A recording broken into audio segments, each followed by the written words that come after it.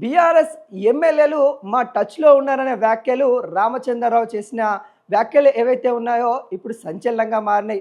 మాజీ ఎమ్మెల్యేలు టచ్లో ఉన్నారని గత 2 రోజుల క్రితమే చెప్పిన తాను ఇప్పుడు బీఆర్ఎస్ ఎమ్మెల్యేలు సైతం మా పార్టీలోకి రాబోతా ఉన్నారనే విషయాలు కూడా చెప్తున్న పరిస్థితి కనబడతా ఉంది. 5 నుండి 8 మంది ఎమ్మెల్యేలు బీజేపీలో కలవబోతా ఉన్నారు అన్నట్టుగా తను చెప్తా ఉన్నారు. మరి ఆ ఎమ్మెల్యేలు ఎవరు? బీఆర్ఎస్ ఎమ్మెల్యేలు మరి బీజేపీలో ఎందుకు కలుస్తూ ఉన్నారు? ఇప్పటికే అనేక కోణాల్లో కూడా రాజకీయ విశ్లేషకులు చెప్తున్న పరిస్థితి ఏంటంటే బీఆర్ఎస్ పైన కొన్ని కేసులు వస్తూ ఉన్న పరిస్థితి కనబడతా ఉన్నాయి. అవన్నీ కూడా మనం చూస్తూ ఉన్నాం. గత కొద్ది రోజులుగా గొర్రెల స్కామ్ కావచ్చు, లేకుంటే ఈ కార్ రేస్ కావచ్చు, ఫోన్ ట్యాపింగ్ కేసులు కావచ్చు, ఇవన్నీ కూడా మరి కేసులు అయితే బీఆర్ఎస్ పార్టీ అధినేతల పైన లేకుంటే బీఆర్ఎస్ నేతల పైన కూడా కొంతవరకు వస్తున్న పరిస్థితులు కనబడతా ఉన్నాయి. దాంట్లో భాగంగానే చాలామంది బీఆర్ఎస్ నుండి బీజేపీలోకి వెళ్తా ఉన్నారు ప్రచారం కనబడతా ఉంది.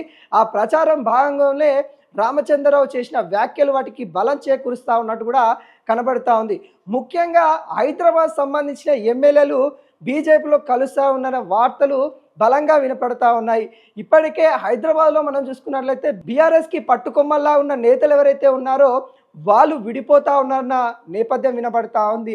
ఇప్పటికే గొర్రెల స్కామ్కి సంబంధించి కేసులో అటు తలసాని శ్రీనివాస్ యాదవ్ ఈడీ రైట్స్లో సంబంధించి వాటిలో అటు మల్లారెడ్డి ఇలా పెద్ద పెద్ద పేర్లు అయితే వినబడతా ఉన్నాయి.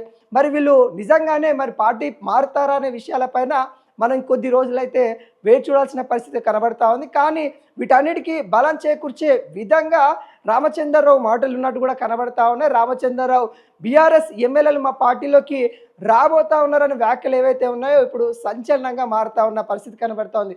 గతంలో కూడా మనం మాట్లాడుకున్నాము, బీజేపీ బీఆర్ఎస్ మాజీ ఎమ్మెల్యేలను టార్గెట్ చేసి రాజకీయం చేస్తూ ఉంది.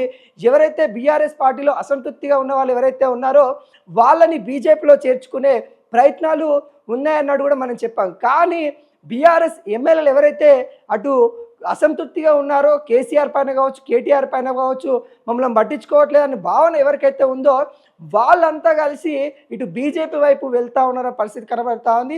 ఇప్పటికే రామచంద్రరావు అయితే ఒక 5 వాళ్ళు 5 నుండి 6 అని చెప్తా ఉన్న పరిస్థితి కనబడుతుంది. కానీ ఈ సంఖ్య కూడా మరింత పెరిగే అవకాశం అయితే కనబడతా ఉంది. ముఖ్యంగా హైదరాబాద్ సంబంధించి బీఆర్ఎస్ ఎమ్మెల్యేలే అటు బీజేపీ వైపు వెళ్తారు అనే వార్తలు అయితే రాజకీయ విశ్లేషకులు చెప్తున్న పరిస్థితి కనబడతా ఉంది. చూడాలి మరి ఎంతవరకు ఈ పార్టీ జంపింగ్ జలంలు అటు నుండి ఇటు, ఇటు నుండి అటు వెళ్తారు అనేది కూడా మనం చూడబోవాలి.